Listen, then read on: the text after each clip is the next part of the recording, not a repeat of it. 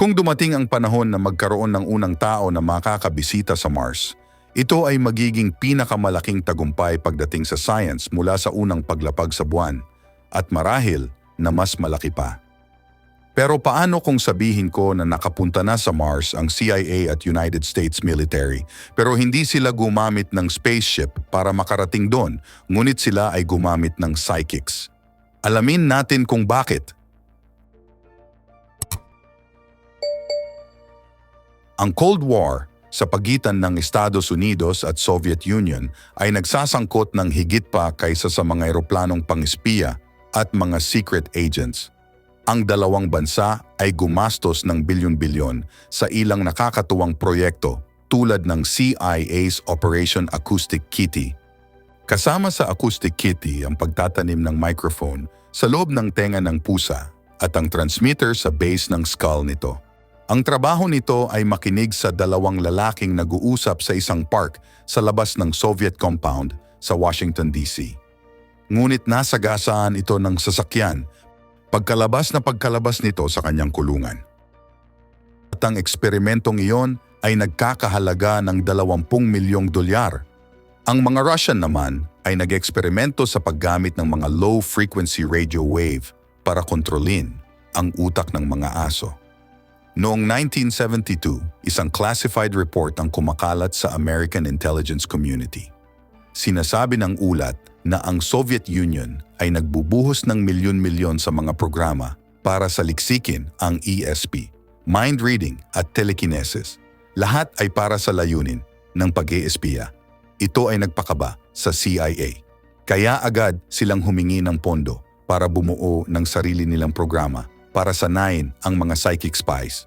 Sa huling bahagi ng taong iyon, ang hukbo ng CIA-US at Defense Intelligence Agency ay nagtayo ng mga lihim na pasilidad sa buong bansa at nag-recruit ng mga taong nagsasabing may ESP at partikular na interesado ang mga mananaliksik sa mga taong bihasa sa remote viewing, isang tao na kayang makita ang isang bagay o pangyayari kahit sa napakalayong lokasyon. Noong 1976, isang Russian bomber ang bumagsak sa Congo at ang mga detalye ng pag-crash ay ipinadala sa CIA psychic researchers na tumatakbo sa labas ng Patterson Air Base sa Ohio. Doon, isang psychic na nagngangalang Rosemary Smith ang gumuhit ng mapa ng Congo at itinuro ang isang partikular na lugar kung saan sinabi niya na nandoon ang eroplano, kaya isang paramilitary unit ang ipinadala sa lokasyong iyon. At natagpuan nga nila ang eroplano. Ang CIA ay naging kumbinsido na sila ay papunta na sa ganitong bagay. Kaya iba't ibang mga psychic na proyekto ang nangyayari sa buong bansa at medyo marami na rin sila. Lahat sila ay pinagsama-sama sa Fort Meade sa Maryland. At ito ay naging kilala bilang Project Stargate. Ang Project Stargate ay nag-operate ng maraming taon. Ngunit ipinasara ito noong 1995 pagkatapos iulat ng Nightline ang tungkol dito. Ngunit sa 23 taon na iyon, ginamit ang mga remote viewer sa lahat ng uri ng operasyon at naghatid sila ng mga resulta. Ang mga remote viewers ay gumuhit ng mga nagaganap sa mga lihim na base ng Soviet. Natagpuan nila ang mga hostage ng Red Brigade sa Italy at mga biktima ng Israeli hostage crisis. Nakakita sila ng mga lokasyon ng Scud missiles noong unang Gulf War at nakita pa ng isang remote viewer ang pag-atake sa World Trade Center kahit na hindi pinansin ang kanyang babala. Noong 1989, may isang remote viewer na nagngangalang Angela Ford. Hiniling nila na tumulong siya sa pagsubaybay sa isang dating ahente ng customs na nagtatago at sinabi niya sa mga mananaliksik na nakita niya ito sa Lowell, Wyoming. Well, wala talagang lugar tulad ng Lowell, Wyoming. Ngunit mayroong isang Lovell, Wyoming na kung saan ay isang titik lamang ang pinagkaiba at siya nga ay nandoon. Nagsimulang magtaka ang mga mananaliksik. Naisip nila na kung maaari silang gumamit ng remote viewer para makita ang mga lugar dito sa mundo. Maaari rin kaya nilang magamit ang remote viewing upang bisitahin ang ibang mga planeta. Well, dinadala tayo nito sa kwento ni Joe McMoneagle na kung naniniwala ka ay siya ang unang taong bumisita sa Mars at ang unang tao na naglakbay pabalik sa nakaraan. Si Joe McMoneagle ay isang US Army Intelligence Officer na nagsilbi sa Vietnam noong 1970. Siya ay malubhang nasugatan sa isang aksidente sa helicopter at muntik nang mamatay. At nang siya ay gumaling, napagtanto niyang mayroon siyang psychic powers at nagsimulang magtrabaho para sa Project Stargate bilang isang psychic spy.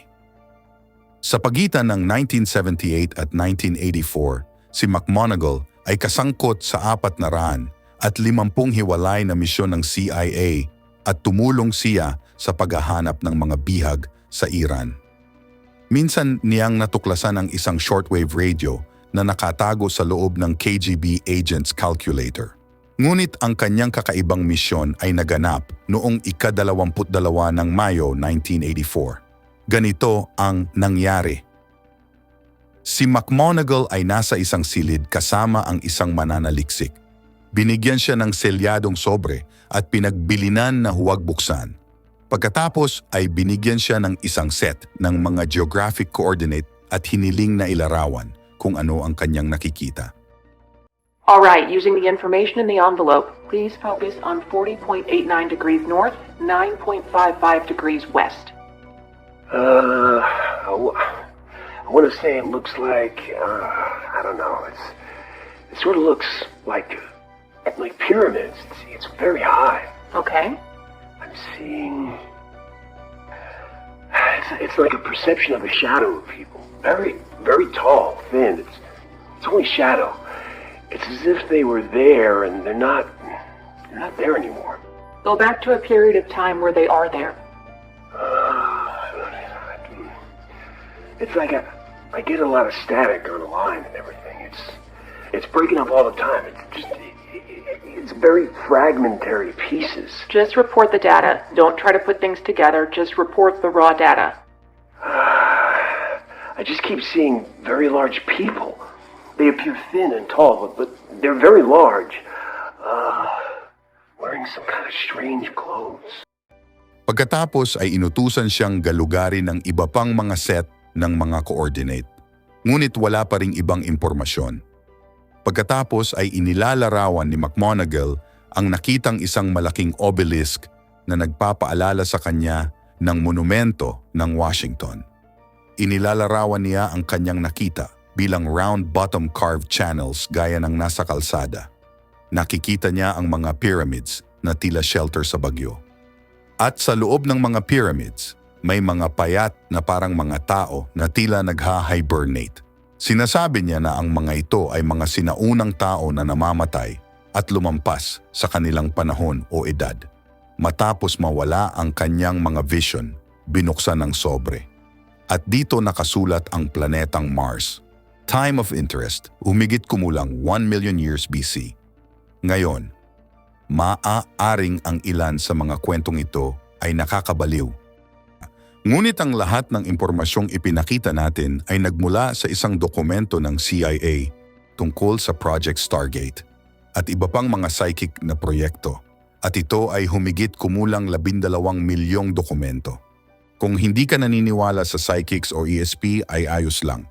Ngunit ito ay talagang ginawa ng pamahalaan ng Estados Unidos. At madaling i-marginalize ang isang tulad ni Joe McMoneagle at tawagin siyang cook. Ngunit siya ay isang seryosong tao. Hindi siya nagbabasa ng mga tarot card sa county fair sa kung saan man. Nang magretiro siya sa army, siya ay ginawaran ng Legion of Merit para sa natitirang serbisyo. Nagsulat siya ng mga libro, nagbigay ng mga lectures, at ilang beses na siyang na-interview. Naniniwala siya na bahagi siya ng isang napakahalaga at epektibong proyekto ng pananaliksik. Ngayon sa kanyang daan-daang misyon, hindi lahat ay matagumpay. Ngunit kahit na naging matagumpay sa remote viewing, 1% ng oras ang hindi naging pangkaraniwan. Ngunit ayon sa CIA, si McMoneagle ay tumatama ng 20% bawat oras. Ito ay hindi tulad ng sinuman na huhulaan lamang ang lokasyon ng isang lumubog na Soviet Typhoon-class submarine. Pero ito nagawang makita talaga ni Joe McMoneagle. Ang Project Stargate ay isinara noong 90s, ngunit hindi iyon ang wakas ng pananaliksik ng pamahalaan tungkol sa ESP. Noong 2014, Ang opisina ng Naval Research ay naglunsad ng 4 na taon na 4 na milyong programa para tuklasin ang paggamit ng premonition o sixth sense sa mga mandaragat at marino at sa iba pa. Si Dr. Edwin May, na dating pinuno ng Stargate Project, ay patuloy na nagsasabi na ang ESP ay isang lehitimong tool para sa military intelligence, mga scientific community, mga military intelligence organization at sa pinakamataas na antas ng pamahalaan. May mga tao na sumusuporta sa pananaliksik sa paranormal. Ngunit para sa akin, parang hindi ito kapani-paniwala. Ngunit sa palagay ko ito ay isang paksang karapat-dapat pag-aralan.